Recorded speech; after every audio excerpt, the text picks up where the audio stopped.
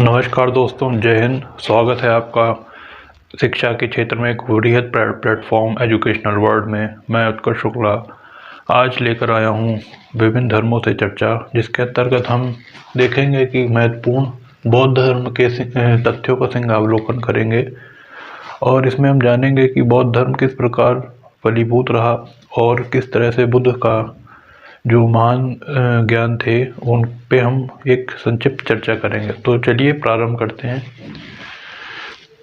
गौतम बुद्ध का जन्म जो हुआ था वो 563 ईस्वी पूर्व हुआ था और यह कपिलवस्तु में था, जो कि लुम्बिनी नामक गांव में हुआ था। और बुद्ध की अगर हम बात करें तो बुद्ध जो है एक महान संस्कृति के रचयिता हैं। इन्होंने वेदों को ना मानकर अपने सिद्धांत का प्रतिपादन किया और अपने लक्ष्य की प्राप्ति करी। तो उसी के संदर्भ में इनका महापरिनिर्वाण जो हुआ था वो कुशीनगर में हुआ था। इन्होंने पहला धर्म उपदेश सारनाथ में दिया था। इनकी माता जी कोलीय वंश की थी और जो कि कौशाम्बी में इनका आगमन उदयन राजा थे उनके राजकाल में हुआ था। और महाबोधि मंदिर जो कि बोध गया में है, वहाँ पर इसका स्थान हुआ था। बुद्ध की महापरिनिर्वाण जब हुआ था तब मल्लों का गणतंत्र स्थापित था और इन्होंने वैदिक धर्म को अस्वीकार किया, जैसा कि मैंने उपरोक्त पहले चर्चा करी थी आप लोगों से। उसके बाद अगर कुछ हम बौद्ध संगतियों के बारे में देखें तो बौद्ध संगतियाँ जो है हमारी, प्रथम संगति 483 ईस्वी पूर्व में हुई थी, राजगृह में हुई थी और इसमें अजातशत्रु का शासनकाल था।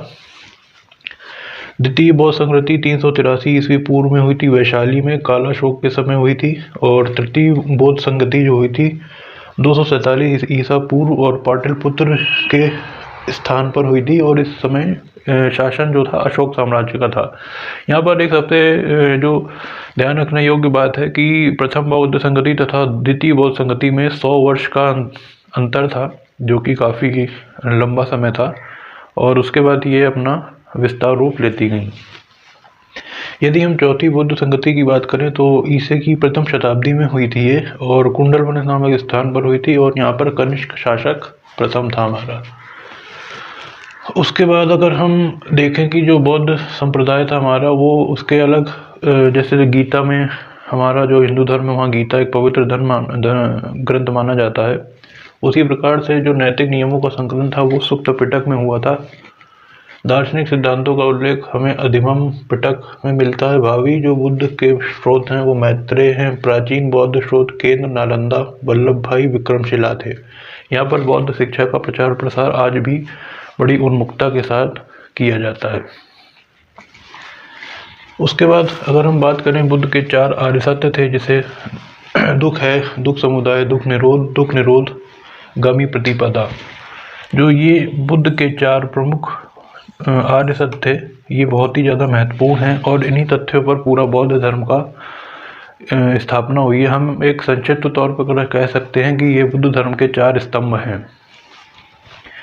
तो यहाँ पे हम आगे बात करते हैं, जो बुद्ध जी के उपदेशों का उपबंध हमें मिलता है, जिसमें कि एक मेन धारणा ये दर्शाई गई है वहाँ पर कि आचरण की शुद्धता व पवित्रता को बल दिया गया है। जैसे हमने अपने पूर्वगामी वीडियो में यह आपको बताया था कि जब हम शैव धर्म पढ़ रहे थे और वैष्णव धर्म पढ़ रहे थे तो हमने वहाँ देखा था कि मन की अगर स्वच्छता हमें मिलेगी तो हम ईश्वर की प्राप्ति कर सकते हैं। तो ये मार्ग से ही हमारा, इसी प्रकार से बौद्ध धर्म में भी इस पर बल दिया गया है।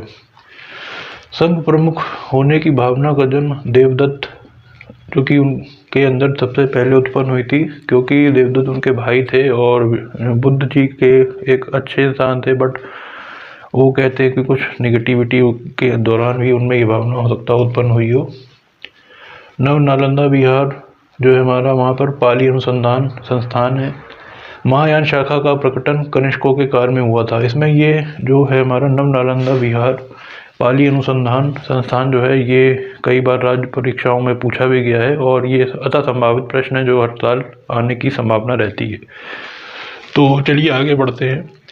बुद्ध की खड़ी प्रतिमा का निर्माण कुषाण काल में कराया गया था और संघ में भिक्षुणी के प्रवेश की अनुमति वैशाली में थी और जब आम्रपाली नामक एक कन्या थी तो वो एक्चुअली में उसने भी कहा था कि मैं बुद्ध धर्म को ज्वाइन करना चाहती हूँ।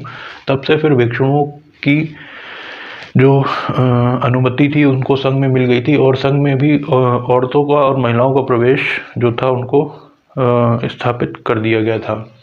बौद्धिक शिक्षा केंद्र में विक्रमशिला है, और गीता के समान बौद्ध धर्म ग्रंथ जो है वो धम्मपद के नाम से जाना जाता है। जो हमें बुद्ध की भूमि स्पर्श मुद्रा मिलती है, भूमि स्पर्श मुद्रा का मतलब ये होता है कि जो जितने भी नकारात्मक ऊर्जा है उनको वो ज़मीन के अंदर वापस स्थापित कर देते हैं।